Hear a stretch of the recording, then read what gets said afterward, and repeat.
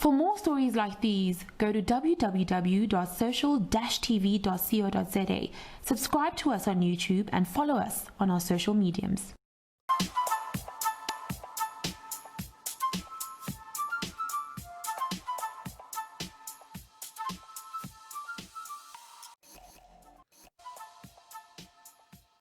You're listening to our Social TV newscast with me, Sam Marshall, brought to you by www.social-tv.co.za. Today we have a chat to Bidobai CEO Craig Lubber about the power of CEOs. Craig, thank you very much for your time. We got an interesting press release from your organization, and there was something that stood out for me. And one of the things that you talked about was that 65% of those surveyed believed that business CEOs needed to take the lead and they needed to address the challenges of the pandemic head on. Why was that such a compelling thing for you to mention? Well, I think first of all, just a little bit about the survey that was done. This is the Edelman Trust, and it's essentially a trust index of people's perception of trust in things like NGOs, businesses, government, media. And up front, South Africa actually wasn't part of the interview, but it was a number of large countries and individuals, thousands of individuals that were surveyed. But, it was just something that was interesting because it appears that during this time of crisis that the general trust index has moved up.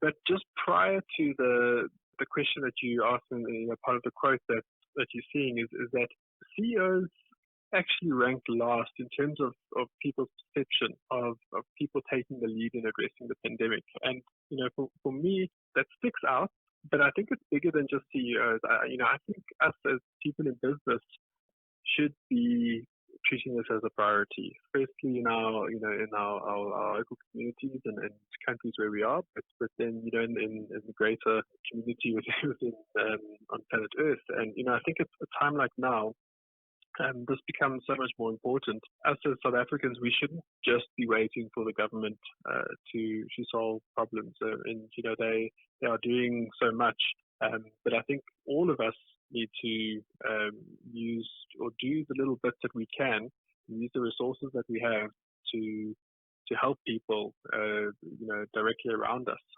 Without that, I think we're lost as a society.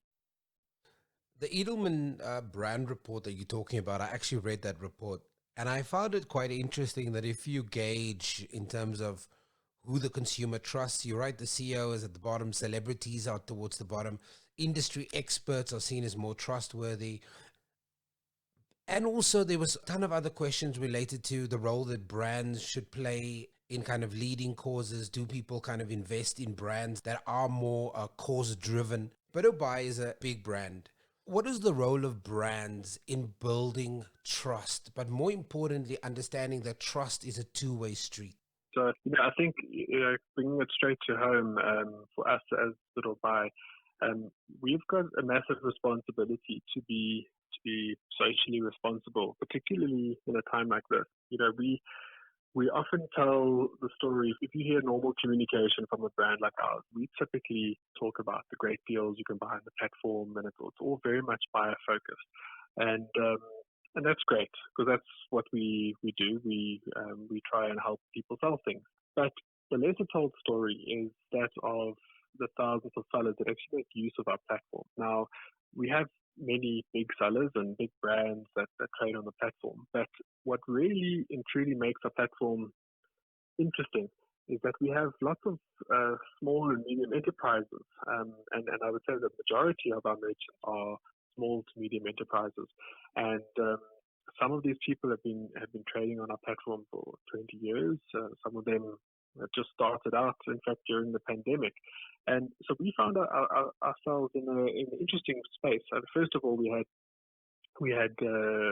e-commerce restrictions that were put in place, and we saw these businesses that we talk to every day and love basically shut down almost overnight, and that was terrible for us. And then eventually this opened up, and we said, okay, now this is we have a responsibility first of all to make sure that the customers who are buying things are receiving it, but also we have a responsibility to help these merchants that have been trading on our platform for some for years, some some just recently, but also those who are just signing up or who don't really know where to start. So for us, we didn't have any massive philosophical mission or message to drive. For us, it was a very practical way. How can we help people, individuals and businesses, to get set up? For some businesses, they know how to sell, they know how to do business, but they don't necessarily understand what selling online is all about. And so for us, this was something that we thought this is where we can really help our community on Buy is helping these new merchants trade online. Greg, the moral obligation, and it's a word that I hear a lot these days, of business to step up. You've taken it a little bit further. You've not only talked about the moral obligation, but you're talking about it's a moment of reckoning for us. As a leader who speaks to other leaders, what does that line mean to you? It's a moment of reckoning for us. I think many people throughout their lives, I don't think this happens to everyone, but I would say most people at some point in their lives, they have a moment that is truly life-changing. Maybe you're exposed to the death of a loved one, or it's a particular struggle that someone endures. What I think the entire planet and South Africa, I think, is very real for us right now. Almost everyone has some sort of COVID-19 story. And so this is a life-changing moment for pretty much everyone. We all have some sort of story that we can talk to. And, I've spoken to a few other leaders of particularly online businesses, and most of them have said something along the lines of that, some of them have been founders of businesses, and they've struggled through that. And they've all said pretty much that none of them have been prepared for what they had to go through right now in these last few months. So from that point of view, I think this is truly a moment of reckoning for pretty much everyone, but particularly those who have to make very tough decisions about business and who have employees to look after. And in our case, as an online platform that actually supports third-party sellers and merchants, for us that extends to those people who are trading on our platform, but also those who are buying from us, because it affects everyone. Craig, I can imagine that Buy that you're talking to and you're having conversations. I don't know how you're facilitating those conversations, but I'm sure you're having conversations with those third-party sellers, with those SMMEs. From your sense, what is the landscape like for those small businesses at the moment? We know the economy is tough, it's hemorrhaging, but is there positivity that you can take out of that conversation, or is it all doom and gloom? Yes, and I think this conversation would have changed if you had spoken to me over different points in the last 2 months, I would say. But I think it is pointing positive right now. So perhaps if we go back to the start or towards the end of March, the start of our lockdown period, where e-commerce was pretty much shut down, or there were very heavy restrictions. And if you had spoken to me then, I would have said, we have merchants who almost overnight now weren't authorized to go to their place of business. So even if they were technically able to sell something, they certainly couldn't get to it to ship their goods to customers, and they weren't allowed to do that. So that was devastating. It was devastating to us because we saw trade on our platform drop significantly, and understandably so, but particularly to these little businesses who, some of them make use of our platform as their sole form of income, some do a little bit more on the side as well, but pretty much it wasn't a great story to tell. And then towards the end of May, when things started being lifted, we saw this turn dramatically. And if we fast forward right now, we are seeing massive growth. We're seeing the number of users who are registering on our platform. People are just interested in buying, and some of them are also selling. That is growing. So we're seeing really healthy growth right now. And I believe that this is because people are looking online as an alternative to buying the things that they typically would have done in a shopping mall or a physical store location. So I think overwhelmingly the story is ending positive, but we still have a lot of lost time or lost trade between us and the merchants who trade on our platform to make up for April, which was really tough. One thing we have been seeing as sort of just ongoing challenges is that some of our merchants who rely on getting products from abroad have been seeing some delays and struggles in getting products into the country, and this is largely because there's been backlogs globally, where certain essential products has been prioritized and other products sitting. So that's a constant challenge, and we are also seeing couriers who essentially were pretty much grounded in the month of April are now seeing volumes that just far exceed anything that we ever imagined in the short term, and so there is some level of delay in that. But I think the story is painting a positive picture right now, and we truly we welcome this because I think if we look around at businesses in the country, we see many businesses are struggling, and so I don't think that it's a overwhelmingly happy story for business in general, but at least for those who are using online as one of their channels, it's definitely, I think, a welcomed area of growth that businesses can make use of. Quickly touching on online, and to your point that depending on where you are in the pandemic, you're having different conversations. We know that there has been year on year a massive growth in online purchases. People are starting to trust online purchases.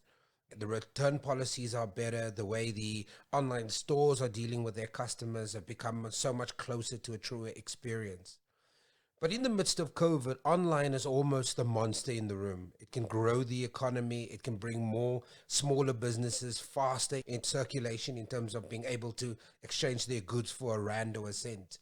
What are platforms like yours going to do, Craig, to say, listen, we have to reignite, restart the economy?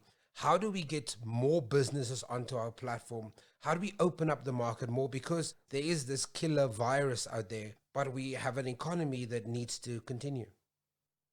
Absolutely, and I think it's a really terrible balance that that you have to try and measure. But absolutely, I think if we had spoken in Jan, and listeners who are listening to this would be asked, do you know what Zoom is, for example? I would probably argue that many, or if not most, people would say, what is Zoom? And fast forward now to June and July in 2020, and pretty much everyone has heard of a Zoom meeting or a Zoom yoga class. Kids are talking to their teachers, through online video channel where possible. So, I mean, this is dramatically different to what we had been exposed to. So, if we talk about digital transformation, which is often thrown around in the business sense, I would argue that South Africa has gone through, or in fact the world has gone through, a level of digital transformation where people are now considering online as a viable option, probably driven by a level of fear and concern for safety, and I think rightly so. And I think it definitely is a great channel. It lends itself to a level of control and safety where there's just so much less exposure to being around others in the short term. Such as going into a grocery store and touching produce, where I think that can happen in a much more controlled environment, getting it delivered to you. That said, I truly hope that it's not just fear that drives this in the long term. I think we need to move past the point, and I truly hope that as particularly South Africans start experiencing online, for example, for grocery shopping or for buying whatever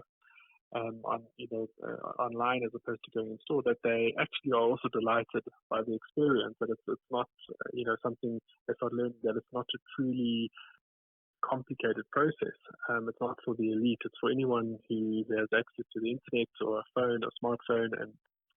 And our hope is that these people are truly delighted by this experience, and that in the future we can see a time where online is seen as just one part of your shopping journey. I don't think that where we need to end up is in a place where online takes over the world, and there's no more retail experience or interaction with other people in the physical sense. I think hopefully post pandemic South Africa, we start seeing a place where retailers are using online to sell to people as a piece of convenience, but also using it to attract people back into their stores where they can purchase online and collect in stores, and just changing that entire experience. So, I truly hope that this is a start where, yes, now we are using it as a means to manage risk and to promote safety. But into the future, I hope it's something that just augments the experience of people's shopping journeys. Greg, final question. I actually want to loop back to our first question. We talked about the Edelman Brand Trust report, and CEOs are faring so poorly in the report. Why are our CEOs seen so poorly from a trust perspective?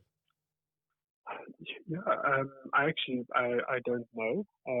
I would probably argue, and I think the question was looking at the percentage of or the percent of people who say that these different categories of individuals are doing an outstanding job. And I think even if we look at those who are at the top of the list, such as academic, I've got it in front of me, academics and scientists and national governments, we were probably only those who are sitting at around 50 percent, where people were saying that these individuals are doing an outstanding job.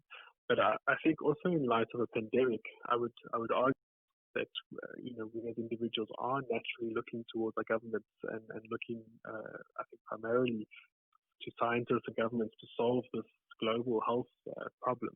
I think CEOs probably have been more focused at looking at making sure that their respective businesses are running well and contributing towards society, in the light of a pandemic. But yes, certainly, I would say that there's definitely room to show our countries and individuals within the business that we are also leaders that need to help contribute to the solution and not just be complacent as part of the problem. Greg, thank you very much for your time. Thank you very much. Thanks for the chat. Thank you, sir.